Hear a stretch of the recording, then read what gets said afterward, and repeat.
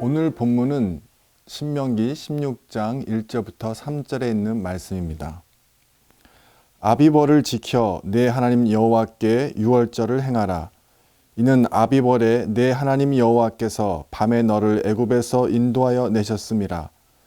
여호와께서 자기의 이름을 두시려고 택하신 곳에서 소와 양으로 내 하나님 여호와께 유월절 제사를 드리되 유교병을 그것과 함께 먹지 말고 이래 동안은 무교병 곧 고난의 떡을 그것과 함께 먹으라. 이는 내가 애굽 땅에서 급히 나왔음이니 이같이 행하여 내 평생에 항상 내가 애굽 땅에서 나온 날을 기억할 것이니라. 아멘. 오늘 본문인 신명기 16장 1절에서 3절에 보면 유대인들이 가장 중요하게 여기는 절기 세 가지 축제가 있습니다. 77절, 초막절, 그 중에 하나가 유월절입니다. 이 유월절에는 모든 성인된 이스라엘 백성들이 야훼께서 택하신 곳에 모여 기쁨으로 잔치하며 기뻐하였습니다. 유월절은 아비벌 15일, 즉 오늘날 3, 4월에 해당되는데 애굽으로부터 출발하는 그날 밤에 죽음의 사자가 집 문설주에 유월절 어린 양의 피를 바른 집은 지나갔던 그 밤, 그것을 기억하며 이스라엘 족속이 드린 희생 제사를 기념하는 것입니다. 이 축제는 후대에 이스라엘 백성의 조상들이 고대 이집트에서 탈출한 것을 기념하는 날이 되었습니다.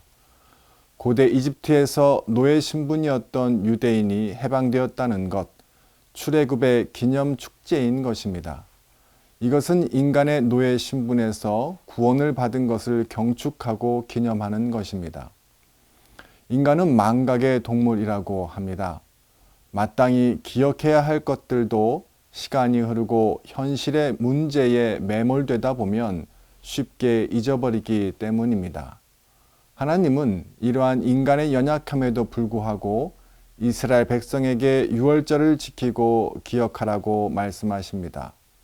그리고 이 말씀대로 이스라엘 백성들은 유월절을 지키며 자녀들에게도 그날 밤의 일을 상기시켜주고 하나님의 구원하심을 기억하도록 합니다.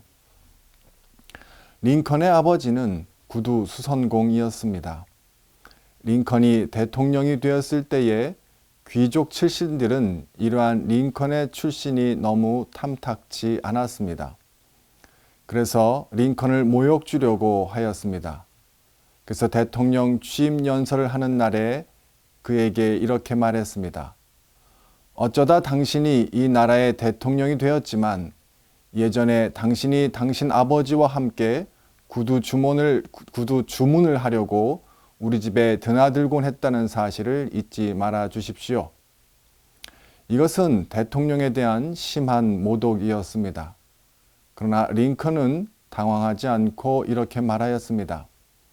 내가 이 역사적인 대통령 취임 연설을 하기 전에 나로 하여금 소중한 아버지를 기억하게 해주어 감사합니다. 아버지가 계시지 않았더라면 나도 이 자리에 없었을 것입니다. 아버지는 훌륭한 창조적인 예술가이셨습니다.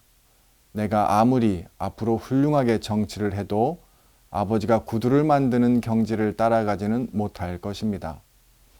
하지만 귀족 여러분에게 드릴 말씀은 만일 나의 아버지가 만든 구두가 여러분의 발에 잘 맞지 않거든 내게 말씀하십시오.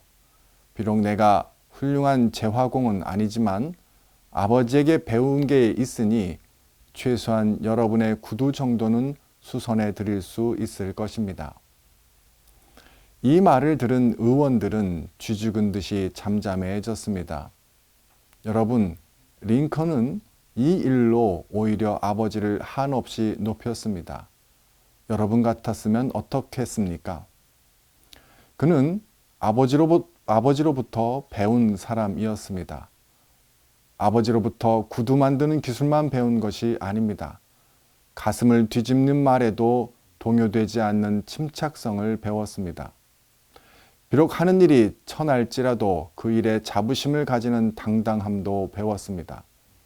무엇보다 비슷한 실패에도 불구하고 포기하지 않는 집념과 용기를 배웠습니다. 그리고 하나님을 믿는 신앙도 배웠습니다. 여러분, 아버지로부터 무엇을 배웠습니까? 아버지에게서 배우는 아들의 모습은 매우 아름답습니다.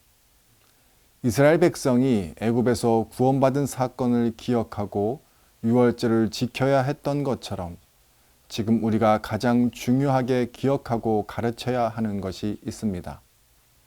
바로 우리를 위해 십자가에서 대속의 피를 흘리신 어린 양 그리스도의 희생과 헌신입니다. 예수님의 십자가 희생 덕분에 우리가 구원을 받았습니다. 이스라엘 백성이 경험한 자유와 해방보다 더한 복을 우리가 받았습니다. 죄의 형벌에서 구원받았고 죄의 상태로부터 참된 해방을 맛보았습니다. 오늘 우리의 가정과 공동체 속에서 죄인된 우리를 위해 희생하신 예수님을 기억하고 하나님의 사랑을 전하는 하루가 되시기를 축원합니다.